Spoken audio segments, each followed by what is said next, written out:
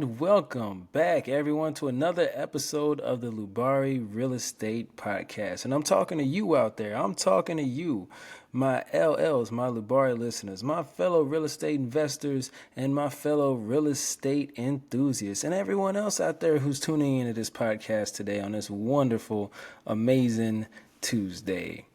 All right. So, first of all, if you guys didn't already know, the Lubari Real Estate Podcast is your go-to place for all things multifamily real estate investing. If you didn't know, I am your host, Jason Lubari Olds, and now you know. And today, we're getting a bit real. We are getting real. We're getting so real it's a little scary. All right, so we're going to be talking about mistakes. Mistakes that I've made.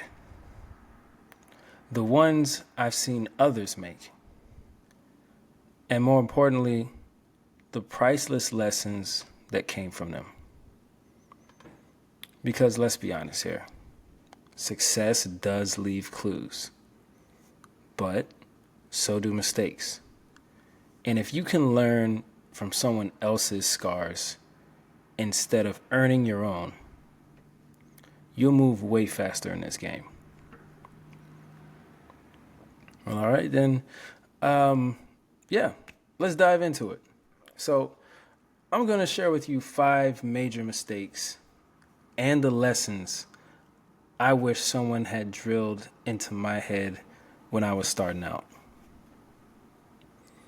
So mistake number 1, trusting the pro forma blindly. All right, so when I first started underwriting deals, I thought, okay, well, the broker says I can hit a 7% cash on cash return. All right, cool. That looks good to me. Wrong. Because brokers' pro formas are sales documents, not promises, not guarantees. They're projections. They are their projections. You got to remember, brokers are great assets, but at the end of the day, the brokers represent the seller. And they are there to sell you the property. They're there to paint a pretty picture, which is why you as an underwriter have to do your own research and you have to come up with your own pro forma based on conservative underwriting. And I learned the hard way that if you don't personally verify the rent comps, the expense assumptions, and potential renovation costs, you're basically buying a fantasy. And the lesson I learned, and I always say this, is to trust but verify. You always underwrite conservatively. Assume higher expenses. Lower the rent growth. Because the longer the lease up periods, then if the deal still works then you got a real winner. But you have to underwrite conservatively. Okay? Like my mentor always preached that you should underwrite at least with a 10% vacancy. That way it gives you a buffer. If the deal still works out at 10% economic vacancy, then you've got a pretty much good deal on your hands. Because if it can perform while you're stress testing the numbers, then it can perform, period.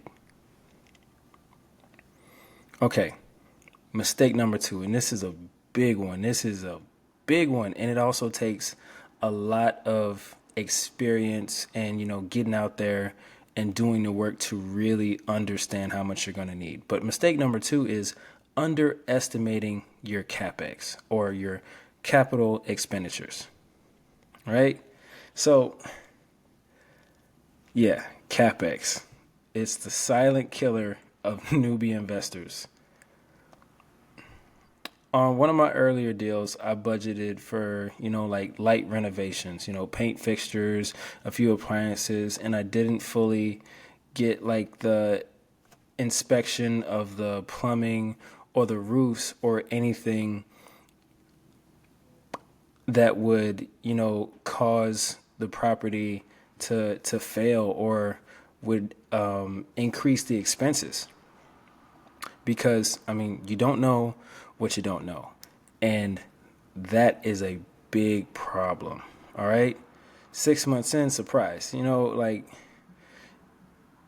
it turns out that the property had roof leaks, and it would have been way over budget if we were to buy it. And we're glad that we didn't get into that deal. So this is where due diligence really comes in hand. And you want to make sure that you have a Rolodex of contractors or a good property manager in your pocket. So then that way you can get experts on each and every item that you need inspected. All right. So the lesson in this one is get a full property condition assessment if you can. All right. So you want to look at the roofs, the plumbing, the electrical, the foundation, and just everything in general, especially on older properties. And whatever you think the renovation budget is, add 15 to 20% more for the unexpected.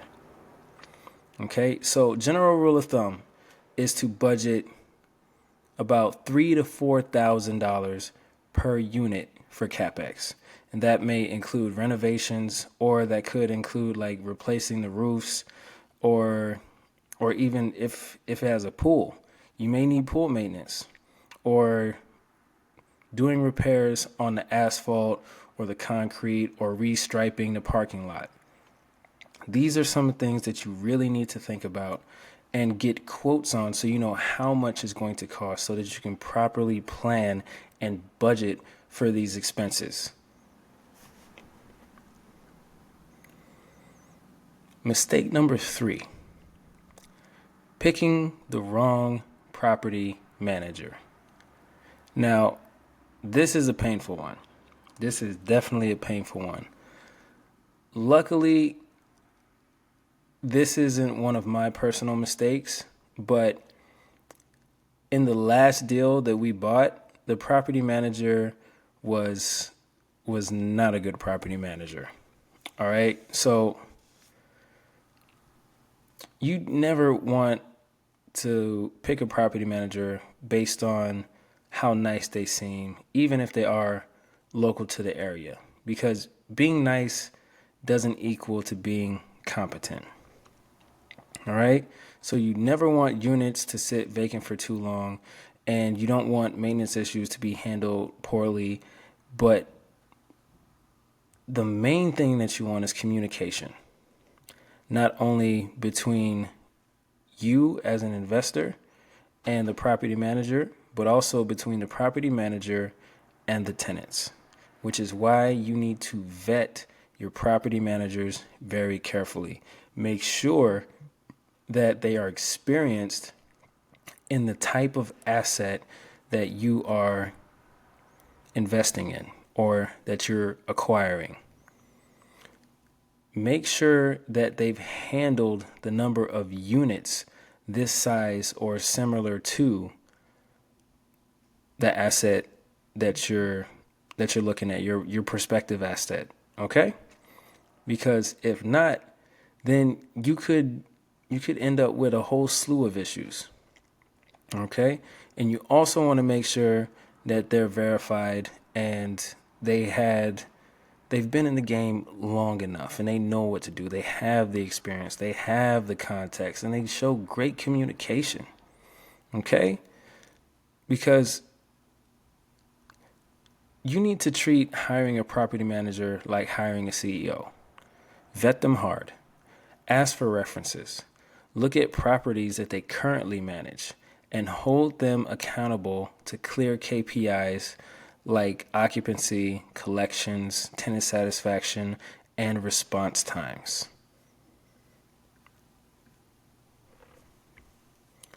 Mistake number 4, ignoring the neighborhood trends. So I once got, all bright-eyed and stuff because a deal had great bones, to say the least. Okay, only to realize the surrounding neighborhood was declining fast. It had rising crime, failing schools, retail spaces closing down. It was a good property in a bad location. And a property like that will bleed you dry because it's just like growing up. You become a product of your environment. It's the same thing with your deals. This is why you should never compromise location. It's always location, location, location. You need to study the market, you need to understand the neighborhood trends, and you need to think about how it's going to affect your asset in the long term. Okay? So the lesson here is you're not just buying the building, you're buying the block. Always study crime rates, school ratings, job growth, and economic health indicators around your assets so you get the full picture of what it's going to be like in the future and what it was like in the past. And then mistake number 5. Okay, get ready for this one. Mistake number 5 is not raising enough capital up front. All right, and this one still affects me to this day. All right, it's definitely a heart pounder, because I'm not the best capital raiser, and I tried my hardest, and I really had to rely on my team to, make up for where I lost, and then I still had to try as hard as I could to assist them for those who are good at it. But that's why they always say teamwork makes the dream work. So, short story is I once cut it too close on capital raises, but we ended up close. We ended up closing, and we didn't have too much operating reserves left. So after the closing period, we still had to keep our capital raising period open so that we can fund our CapEx budget and our reserve account as well. And thankfully, we chose a great property manager, and they're still with us to this day. They've been going strong. And tomorrow will actually be 1 year since closing date. And I've got to say, it's been a wild ride, and I'm looking forward to what comes next. All the challenges, all the blessings, and just everything that comes along with it. But, one thing that you want to avoid is, unexpected vacancies and, of course, major repairs, because you don't want to scramble and you don't want to take out, personal lines of credits just to stabilize the property. Okay? Because that amount of stress will bleed into your deal, and you don't want that to affect you. You don't want it to infect your investors, and you definitely don't want it to affect your asset, because affecting the asset affects everyone else involved with it. So the lesson here is what everyone says, what all the great investors say, and what Grant Cardone will preach every time. Always be raising capital. Always raise more than you think you need. Build your reserves into your initial raise. And ideally, you want to have at least 3 to 6 months worth of expenses, because it's not just about surviving bad surprises. It's about protecting yourself, your property, and your investors. Because, look, at the end of the day, mistakes are inevitable. Even the best investors make mistakes. The key difference is whether you learn and adapt, or whether you let them knock you out of the game. And if you can internalize these lessons today, trust but verify, plan for bigger CapEx, vet your team like crazy, study your neighborhoods and know your market, and over prepare and over raise your capital. You'll be way ahead of where I was when I first started. Okay, now to recap, always verify financials yourself. Plan extra for repairs. Hire smart, not just friendly property managers. Buy in great locations. And overraise and protect your reserves.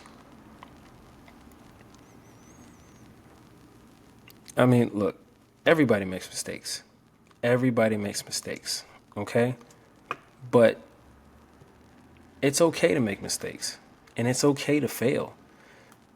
And the most successful people in the world are failures. You know why? Because they keep failing. And they keep failing because they keep trying. And that is the only way to succeed. You fail forward. You fail until you succeed. Because if you fail once and give up, you're never going to succeed. You're just going to go back to your comfort zone and keep doing what you were used to doing and what you were comfortable doing. But you need to get a good grasp on failure. You need to make mistakes, but better yet, if you can learn from other people's mistakes, that's even better. It shortens your learning curve. But you're still going to make mistakes because we're all human. We're not robots. But mistakes are good. Mistakes are good. And now we move on to my favorite part of the podcast where we talk about what real estate can do for you. So this week I did something that required $0. $0 spent. And it was one of the most fulfilling things I've done in the last 6 months. And you know what it was? Simple. It was journaling.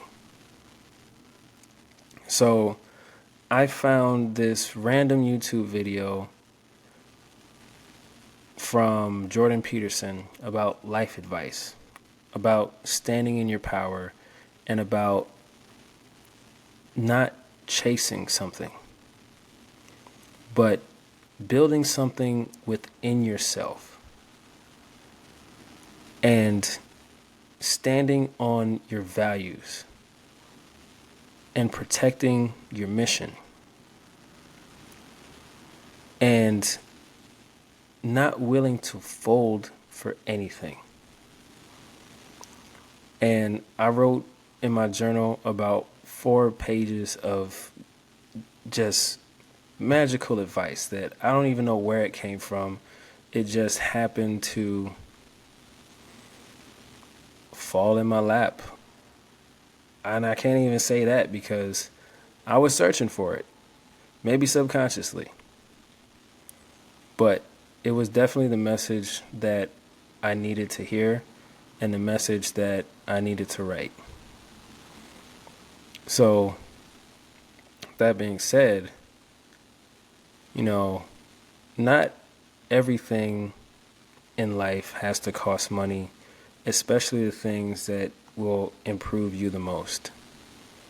So don't be afraid to make mistakes, and don't be afraid to, go out and improve yourself. Step out of your comfort zone, because that's the only place that you're going to grow, is outside of that comfort zone. All right? So thanks for hanging out with me today, everyone. If you found value in this episode, it would mean the world if you subscribed, left a review, hit that like button, and or shared it with a friend who's serious about leveling up. All right? And until next time, stay sharp, stay hungry, and keep building that legacy. And I'll see you all next Tuesday. I love you all, and be blessed.